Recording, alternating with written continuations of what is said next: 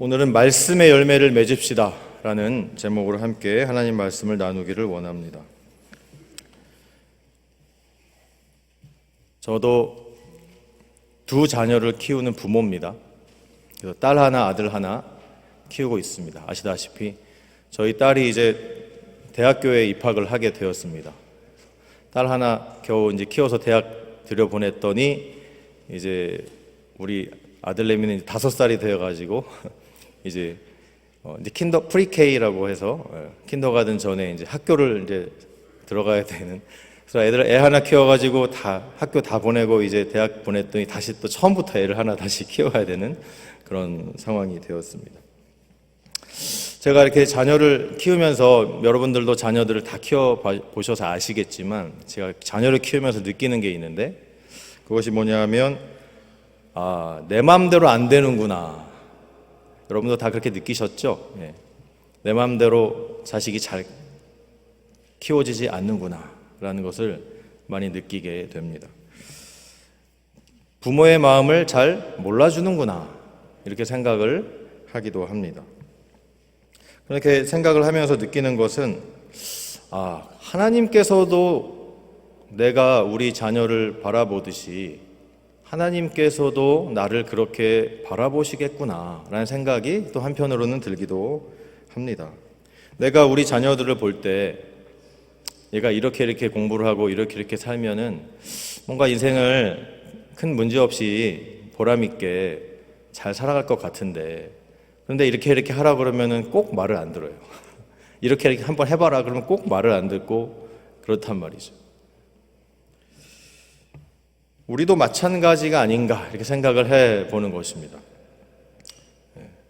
하나님께서도 우리를 보셨을 때 김 집사가 저렇게 살면은 더 멋있는 인생, 훌륭한 인생을 살 것 같은데 이 집사가 이렇게 하면 더 보람 있고 더 좋은 인생을 살 것인데 이러한 마음이 하나님께도 있지 않을까 이렇게 생각을 해보는 것입니다. 그래서 하나님께서는 우리를 보실 때 우리가 우리 자녀를 바라봤을 때 안타까운 마음이 있는 것처럼 그것보다 더 안타까운 마음으로 우리를 바라봐 보고 계신 것은 아닐까 이렇게 생각을 해보게 되는 것입니다. 우리의 인생에 대한 모든 것을 하나님이 다 아시죠. 하나님은 다 아십니다. 다 아시는 하나님께서 우리가 어떻게 살아가야 할지를 어떻게 살아가야 최고의 인생으로 살아가야 할 것인가를 하나님은 너무도 다 아시는데 근데 우리는 여전히 하나님의 그 말씀을 상당 부분을 무시하면서 그렇게 그냥 살아가고 있는 것은 아닐까. 그러한 우리의 모습을 하나님께서는 안타깝게 여기고 계신 것은 아닐까라는 것입니다. 그래서 이러한 생각을 가지고 오늘 말씀을 통해서 그럼 우리가 어떻게 하면 하나님 말씀에 잘 순종해서 말씀의 열매들을 잘 맺어가며 살 수 있을까? 한번 묵상하시는 그런 시간이 되시길 바랍니다. 첫 번째로 바른 말씀을 잘 분별하여서 들어야 합니다. 오늘 저희가 마태복음 7장 15절부터 읽었는데 15절에 시작되는 말이 거짓 선지자들을 삼가라 이렇게 시작하고 있습니다. 양의 옷을 입고 너희에게 나아오나 속에는 노략질하는 일이라 이렇게 말씀을 하고 있는 것입니다. 예수님의 시대에도 거짓 선지자들이 있었는데 지금 우리가 살고 있는 시대에도 당연히 거짓 선지자들이 있다 그런 말씀인 것입니다. 여러분 우리는 소위 말하는 말씀의 홍수 시대에 살고 있다 이렇게 우리가 흔히 말하고 있습니다. 마음만 먹으면 유튜브나 인터넷 같은 데서 내가 원하는 목사님의 원하는 주제에 원하는 설교를 마음대로 찾아서 다 들을 수가 있는 그런 시대가 아니겠습니까? 그런 설교 중에는 정말 훌륭하신 목사님 이미 주님 품으로 가셔서 과거에 한국의 교회와 우리의 신앙에 큰 선한 영향력을 많이 끼쳤던 주옥 같은 설교를 하셨던 목사님의 설교도 우리가 다시 그것을 들을 수 있는 것이 한편으로는 감사하기도 하지만 그 중에는 그렇게 훌륭하신 목사님들 사이사이에 이상한 자기의 견해라든지 거짓 진리를 진짜처럼 포장해서 설교하는 그런 사람들도 많이 숨어 있습니다. 자신들이 뭔가 크게 깨달은 것처럼 교묘하게 그럴싸하게 포장을 해서 마치 그것이 새로운 깨달음인 것처럼 참 진리인 것처럼 우리를 속입니다. 교회에서 건전하게 성경 공부를 열심히 하여서 훈련되지 않은 사람들이라면 이러한 거짓 진리에 다 속아서 넘어가게 되어 있습니다. 그리고 요즘 이단들이 하는 것 중에 가장 큰 일이 뭐냐면 어떻게 해서든 인터넷, 유튜브 이런 것을 다 장악하는 것입니다. 그래서 기독교적인 뭔가를 검색하기 시작하면 결국에는 다 이단들이 운영하고 있는 사이트에 들어가게 되어 있어요. 그러면서 거기서 얘기하는 이상한 것들을 우리가 읽게 되고 보게 되고 그것이 정말 그런가 보다 우리가 착각할 수 있게끔 그렇게 되어 있습니다. 그럼 뭐 이단들 뿐이겠습니까? 요즘은 정통신학교, 정통교단에 속해 있다고 다 진짜 목사가 아닌 시대를 우리가 살아가고 있습니다. 전통적으로 훌륭하고 보수적인 신학교를 졸업을 하고 전통적으로 누구나가 다 인정하는 그런 교단에서 안수를 받았어도 가짜 목사가 될 수 있다는 것이 참으로 안타까운 현실인 것입니다. 심지어 어떤 목사들은 예수를 믿지 않습니다. 예수를 믿지도 않는데도 신학교 나와서 목사를 직업으로 하고 있는 사람들이 과거에도 있었지만 요즘은 점점 더 많아지고 있고 셀 수 없을 정도로 많은 사람들이 그렇게 하고 있습니다. 물론 과거에도 소위 말하는 가짜 목사라든지 사꾼 목사들이 많이 있었습니다. 하지만 요즘 시대에는 그 수가 기하급수적으로 늘고 있다는 것이 참 안타까운 현실입니다. 제가 과거에 15년 전쯤에 미국에 살고 있을 때 들은 말이 있어요. 무슨 말을 들었냐면 캘리포니아 LA에 있는 목사들 중에 70%는 가짜다. 이런 얘기를 이미 15년 전부터 듣고 있었습니다.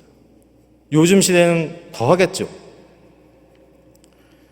이러한 가짜들이 너무 많다는 사실입니다. 저희 교회에도 얼마 전에 불과 몇 년 전에 있었던 그 가짜로 인해서 얼마나 많은 교회가 고통을 받고 많은 성도님들이 큰 피해를 입지 않았습니까? 이러한 가짜들이 교회 안에는 물론 있습니다. 물론이고 아까 말씀드린 인터넷 설교에도 정말 차고 넘칩니다. 차고 넘쳐. 그래서 무분별하게 아무 말씀이나 듣는 것을 조심해야 합니다. 차라리 그렇게 내가 분별 없이 인터넷 설교를 듣는 것보다 성경 자체를 열심히 읽고 묵상하는 것이 어쩌면 우리 신앙에 더 큰 도움이 되는 것입니다. 그러면서 오늘 본문 16절에 열매로 그들을 알지니 이렇게 말씀하고 있습니다. 좋은 나무가 좋은 열매를 맺고 나쁜 나무가 나쁜 열매를 맺는 것이 당연하기 때문에 그의 열매로 그들을 알리라. 이렇게 말씀하시고 계십니다. 거짓 선지자들, 가짜 목사들, 이 사람들을 분별하는 방법이 있다고 말씀하시는 것입니다. 그들의 열매를 보아라. 가짜들은 진짜들이 관심 있어 하는 것에 별로 관심이 없습니다. 초대교회에서 실제로 있었던 일입니다. 12사도, 예수님의 12제자들이 성도들의 식사 친교를 준비하고 구제를 하고 이런 일들을 함께 돕다가 사도행전 6장에 보면 이런 말씀을 전하고 있습니다. 12사도가 모든 제자를 불러 이르되 우리가 하나님의 말씀을 제쳐놓고 접대를 일삼는 것이 마땅하지 아니하니 형제들아 너희 가운데서 성령과 지혜가 충만하여 칭찬받는 사람 7을 택하라. 우리가 이 일을 그들에게 맡기고 우리는 오로지 기도하는 일과 말씀 사역에 힘쓰리라. 이렇게 얘기했더니 온 무리가 이 말을 기뻐하였다. 이렇게 말씀하고 있습니다. 12사도가 얘기합니다. 우리는 오로지 기도하는 일과 말씀 사역에 힘쓰리라. 여러분, 진짜들은 말씀 묵상과 기도에 많은 시간을 보냅니다. 하지만 가짜들은 말씀과 기도에 시간을 보내지 않습니다. 말씀과 기도에 시간을 보내는 것을 아깝다고 생각하기 때문에, 시간 낭비라고 생각하기 때문에 최소한의 시간을 거기에 드리고 많은 시간을 다른 것을 하느라고 시간을 다 보냅니다. 이것이 가짜의 특징입니다. 사도행전 5장 42절, 그들이 날마다 성전에 있든지 집에 있든지 예수는 그리스도라고 가르치기와 전도하기를 그치지 아니하니라. 이렇게 말씀하고 있습니다. 말씀처럼 진짜들은 복음을 가르칩니다. 전도를 가르치고 전도와 선교, 영혼 구원에 가장 큰 관심이 있습니다. 거기에 온 힘을 다 합니다. 그런데 가짜들은 이 핑계 저 핑계 대면서 복음을 전하지 않습니다. 전도를 하지 않습니다. 선교를 하지 않습니다. 이러한 것들이 오늘 예수님께서 말씀하시는 대표적인 열매인 것입니다. 그 외에도 상황에 따라 여러 가지가 많이 있습니다. 많이 있어요. 제가 실제로 경험했던 것을 함께 나누기를 원합니다. 제가 과거에 있었던 한 교회에 실제 있었던 일입니다. 그 교회를 개척하신 목사님께서 40년이라는 긴 시간 동안의 목회를 훌륭하게 잘 마치셨습니다. 그리고 나서 이제 후임 담임 목사, 저처럼 후임 목사가 될 사람을 이제 청빙을 해서 모셔왔습니다. 그래서 그분이 담임 목사가 되었어요. 근데 그분이 되게 훌륭한 분입니다. 세상적으로 봤을 때는. 일단은 내노라 하는 누구나 다 아는 신학교의 교수님입니다. 구약학 교수님입니다. 그리고 학계 안에서도 나름 유명한 그런 분이셨습니다. 공부를 많이 하셨죠. 그런데 그분이 담임 목사가 되시고 나서 당회를 할 때마다 성도들한테 하는 얘기가 뭐냐면 내 사례비를 올려달라, 내 월급을 좀 올려달라, 이런 얘기를 계속 하시는 거예요. 그러면서 하시는 말씀이, 내가 멀쩡하게 신학교에서 교수하면서 이만큼 벌었는데 내가 고작 이 월급 받으려고 담임 목사가 된 줄 아냐고, 이렇게 공공연하게 말씀을 하시는 겁니다. 그러면서 시간이 좀 지나고 나니까 11조를 안 내기 시작합니다. 담임 목사가 11조를 안 냅니다. 그리고 좀 더 시간이 지나니까 교회 건물을 자기 명의로 바꾸려는 시도를 하기 시작합니다. 그래서 교회 안에 큰 분쟁이 일어나고 나중에는 세상 법정까지 가지고 갑니다. 그래서 세상 법정에 가서 당연히 세상 법정도, 그리고 그 교회법에서도 그 목사의 소리를 들어주지 않습니다. 당연히 교회가 이겼고 그 목사는 파직을 당합니다. 파직을 당했는데 그냥 파직이 아니라 교단에서 목사 안수 취소 명령까지 결정이 납니다. 그래서 더 이상 목사가 아닌 사람이 되는 거죠. 그런데 이분이 그 후에 어떻게 됐냐 하면 전혀 다른 교단의 목사가 되시고 문제가 일으켰던 그 교회보다 훨씬 더 큰 성도 2,000명 거의 가까이 되는 더 큰 대형 교회로 담임 목사로 가게 됩니다. 제가 이분이 아직도 목회를 잘 하고 계신지 궁금해서 어저께 인터넷을 두드려 보니까 여전히 그 교회에서 담임 목회 열심히 하고 계시는 것 같더라고요. 여러분, 이것이 현실입니다. 이것이 사실입니다. 이렇게 처음부터 가짜인 분들도 많이 있지만 요즘은 처음에는 아주 훌륭하셨던 목사님들이 나중에 세속적으로 물들고 타락하고 해서 가짜가 되는 경우도 적지 않습니다. 그것이 참 안타까운 것입니다. 사랑하는 성도 여러분, 여러분 앞에 있는 저는 어떤 것 같습니까? 저는 진짜 목사라고 지금까지 저 스스로를 믿어왔습니다.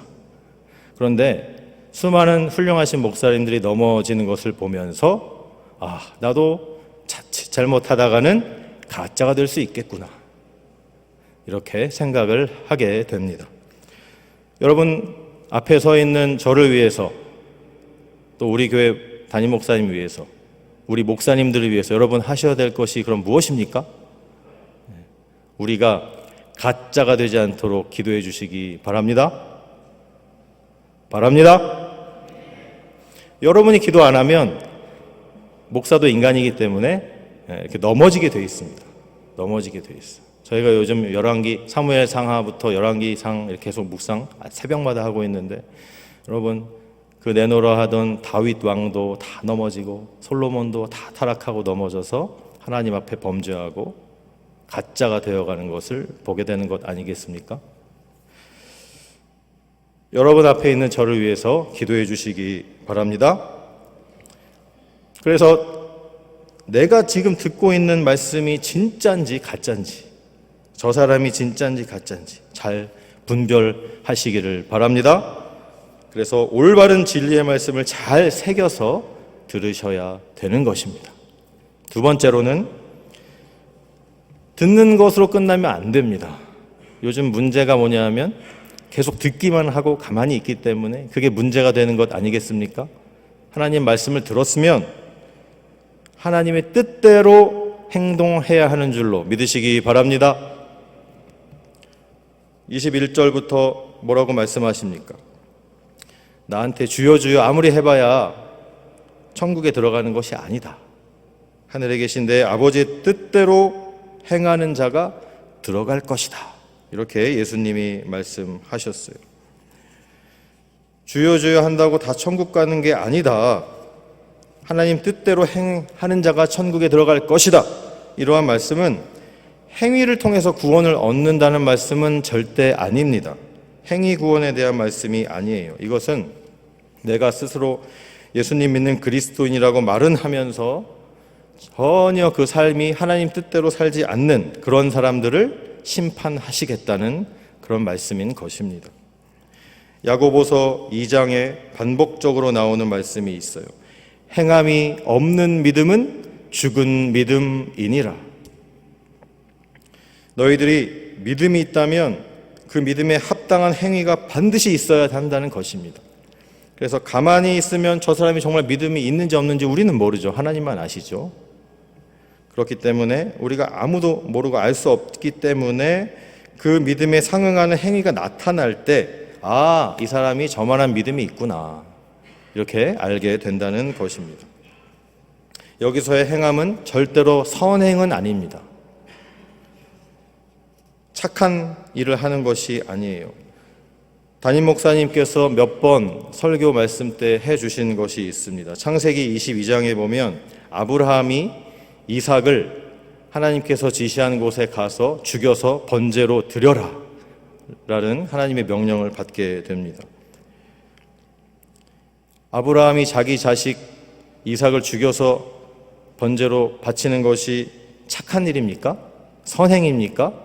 전혀 그렇지가 않습니다. 세상적인 관점으로 봤을 때 이것은 가정폭력이고 아동학대입니다. 그러나 아브라함은 믿음으로 이것을 순종하여 하나님께 의롭다 칭함을 받았습니다. 그러므로 이 행동하는 믿음은 선행을 말씀하는 게 아니고 하나님의 뜻대로 행동하는 것을 말씀하는 것입니다.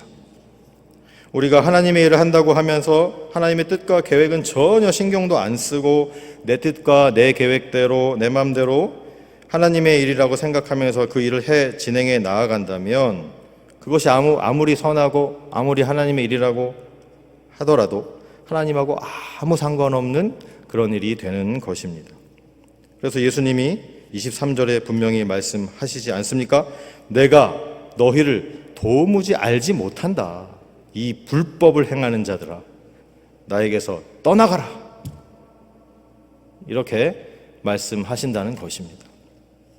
불법을 행하는 것이 무엇입니까? 내 마음대로 일을 하는 거예요.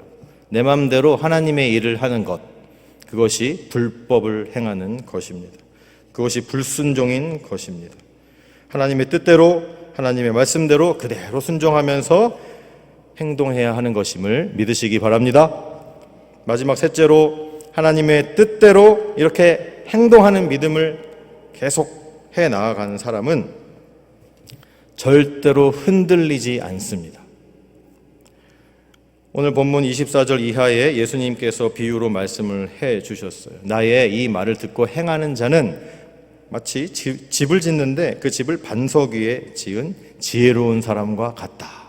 하지만 이 말을 듣고도 행동하지 않는 사람은 그 집을 모래 위에 지은 어리석은 사람과 또 같다.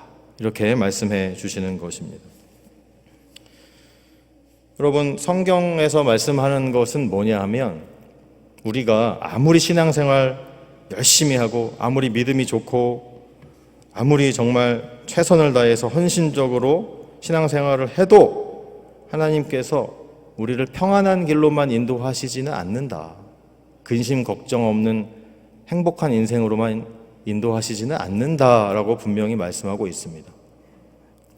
오히려 우리를 사랑하시는 하나님께서는 고통과 고난을 통해서 우리를 잘 연단을 하셔서 우리를 더 성숙한 신앙인으로 만들기를 원하신다라는 사실입니다. 그런데 우리는 그 누구도 원하지 않습니다. 그냥 근심 걱정 없이 신앙생활 하면서 평안하게 살고 싶어요. 근데 하나님은 그걸 원치 않는다니까요. 잠언 17장 3절 도가니는 은을 풀무는 금을 연단하거니와 여호와는 마음을 연단하시느니라. 아멘이십니까? 이 말씀에 아멘을 하신다면 여러분의 믿음이 대단한 겁니다. 이 마음은 단순히 참고 인내하는 정신력을 말하는 것이 아니에요. 그냥 참고 견디는 힘을 말하는 것이 아닙니다. 하나님께서 연단하신 이 마음은 우리의 인격을 말씀하시는 겁니다. 이 마음의 연단을 통해서 더 성숙한 인격자로 하나님께서 만들기 원하신다는 것입니다. 그래서 아무리 우리가 신앙생활을 열심히 해도 고통과 고난, 환난은 반드시 찾아온다는 것입니다. 그럴 때 평소에 하나님의 뜻과 계획을 잘 헤아려서 하나님의 말씀대로 순종하며 잘 행동해온 사람은 환난과 고난이 와도 잘 요동하지 않습니다. 반석 위에 지은 집 같은 것입니다. 그런데 하나님의 뜻대로 말씀대로 행함이 없이 그냥 머릿속으로만 지식으로만 그 말씀을 알아온 사람들은 고난이 찾아오면 그 믿음의 뿌리가 송두리째 뽑혀 버리는 것입니다. 그것이 오늘 예수님께서 말씀하시는 모래 위에 지은 집이 되는 것입니다.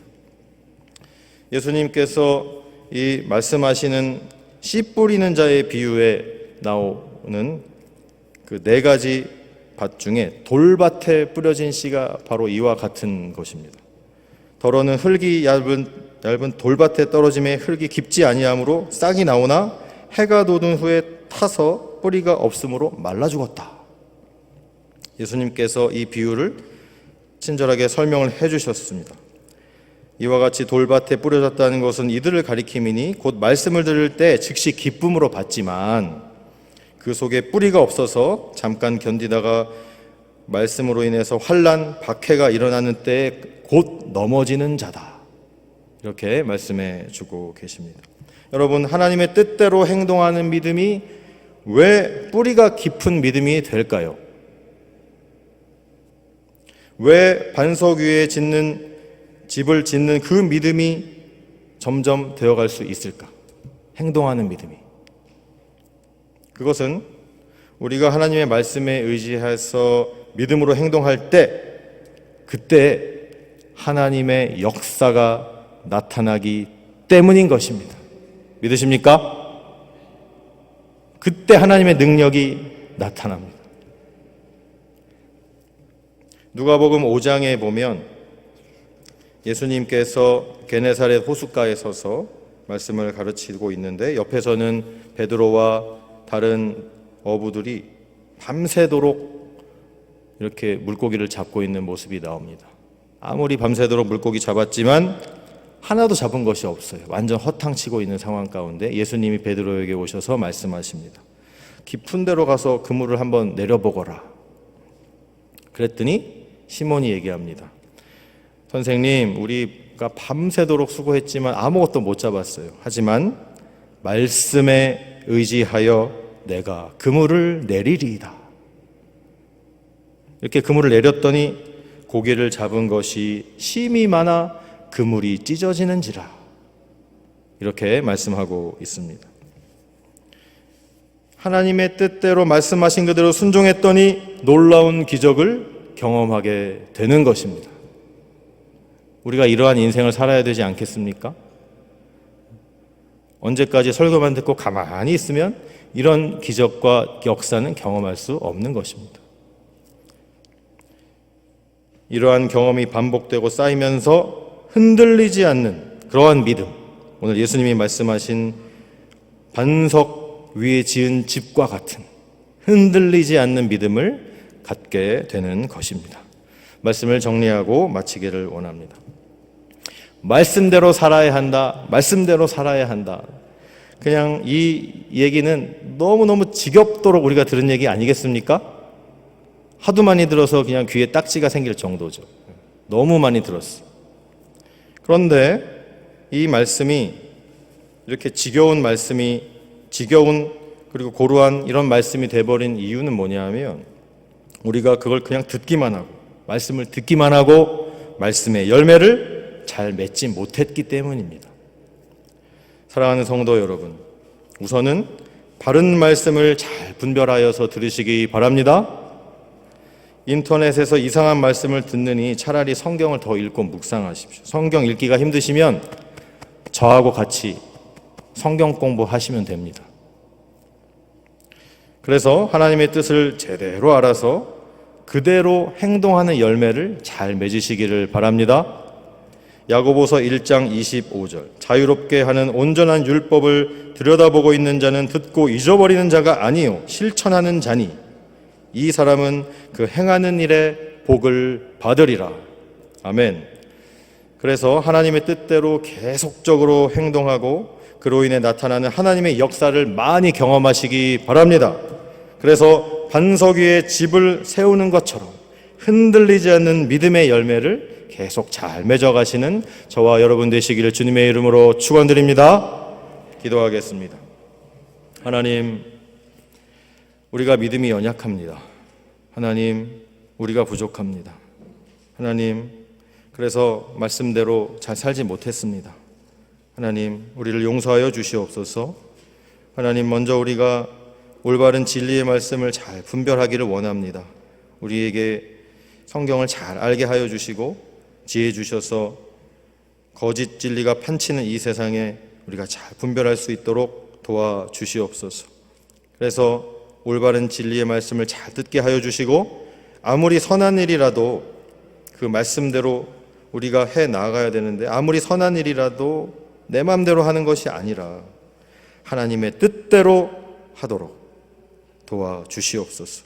그래서 내가 하나님의 뜻대로 믿음으로 했더니 하나님의 능력이 역사가 이렇게 나타나는구나. 그런 것들을 많이 경험하게 하여 주시고 그리하여 굳건하여 절대로 흔들리지 않는 반석 위의 집과 같은 믿음의 성도들이 다 되도록 역사하여 주시옵소서. 감사드리고 예수 그리스도 이름으로 기도하옵나이다. 아멘.